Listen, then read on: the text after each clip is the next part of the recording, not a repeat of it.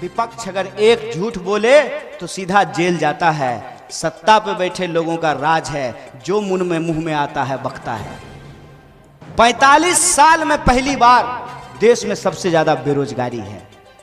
आपको सुन करके आश्चर्य नहीं होता है जब आप बड़े बड़े पोस्टरों पे लिखा हुआ देखते हैं अब की बार 300 पार?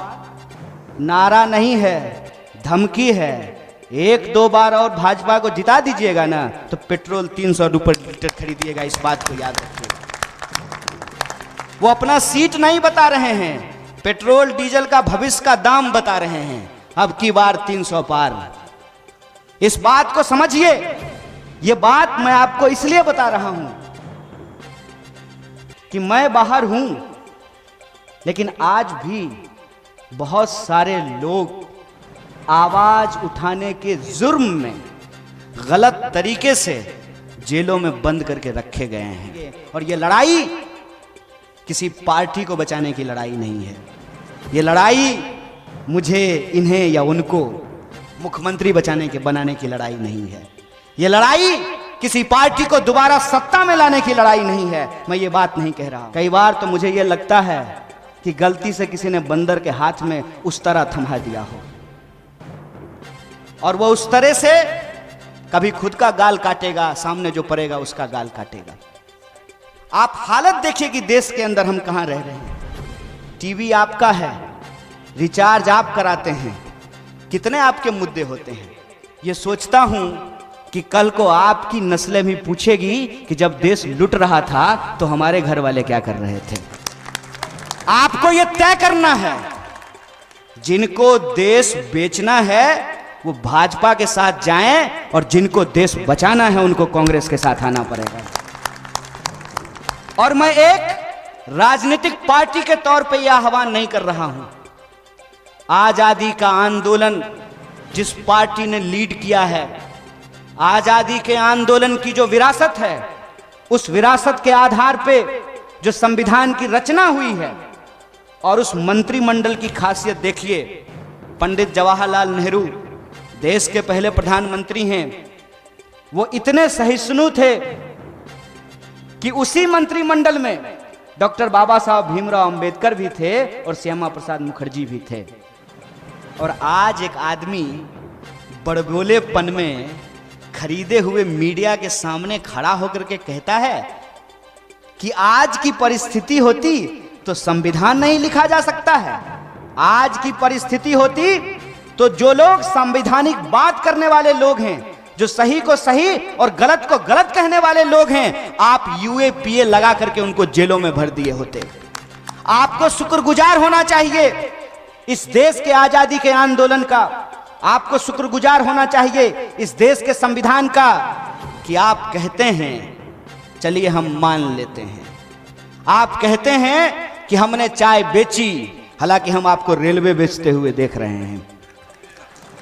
अगर एक चाय बेचने वाला का बच्चा देश का प्रधानमंत्री बन पाया है तो ये वो विरासत है जिस विरासत को सेलिब्रेट करने के लिए आज हम यहां इकट्ठा हुए हैं। ये वो दोस्ती है जिस दोस्ती को हम कहते हैं राम प्रसाद बिस्मिल और अशफाकुल्लाह खान की दोस्ती।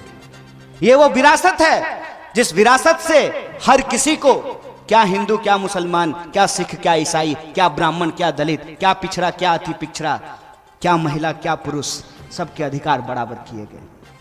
और आज जब आपको उसको और आगे बढ़ाना था तो आप रोज नया नुक्स निकाल करके इंसान को आपस में लड़ाने की कोशिश करते हैं। आप सोच करके बताइए कि मैं जो कह रहा हूं कि हमारे आने वाली पीढ़ी का सवाल यह है कि अगर एयर इंडिया नहीं बचेगा तो सिंधिया जी क्या करेंगे? ढोलक बजाएंगे?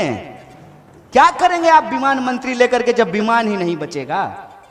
क्या करेंगे आप जब रेलवे ही नहीं बचेगा तो रेल मंत्री क्या करेंगे? सब कुछ ये अपने दोस्तों के हाथ में दे देना चाहते हैं।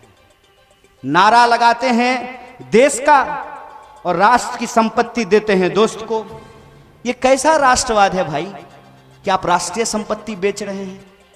कोई इनसे सवाल क्यों नहीं पूछता है कि आप देश का नाम लेते हैं तो देश की संपत्ति क्यों बेच रहे हैं? तो सरकार की तरफ से, सरकार नहीं कहती है, ऐसे ही आजकल तो 300 रुपया में रिचार्ज भी नहीं होता है।